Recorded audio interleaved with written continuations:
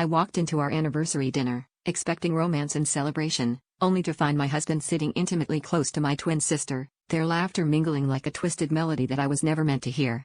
My heart dropped, a cacophony of emotions crashing over me as I stood frozen at the entrance, the only secret I'd kept from him unraveling before my eyes.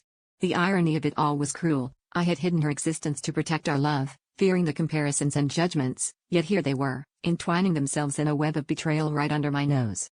My sister's eyes met mine, wide with shock and a hint of guilt, while my husband turned slowly, his smile faltering as recognition set in. I could almost feel the air crackle with tension as I approached, my footsteps heavy with disbelief and anger.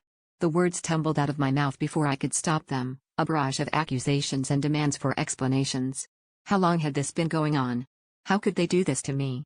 He stammered, claiming ignorance, and she, tears brimming her eyes, whispered apologies that pierced deeper than any knife. The confrontation escalated, voices raised and raw emotions laid bare for all to witness. My sister, the mirror image of myself, pleaded that it was a chance encounter, an innocent mistake, but the betrayal had already seeped too deep.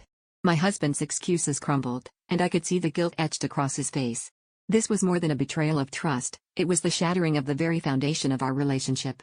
In a moment of clarity amidst the chaos, I realized that my fear of comparison had driven a wedge between us long before this dinner, and I had been blind to the cracks slowly forming. As I turned to leave, the weight of the situation pressing heavily on my shoulders, I caught a glimpse of myself in the restaurant's mirrored wall, two reflections staring back at me.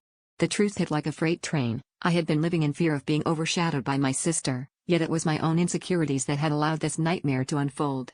In that moment, I understood that the real battle lay within. It wasn't just about them, but about facing the parts of myself I'd kept hidden for so long.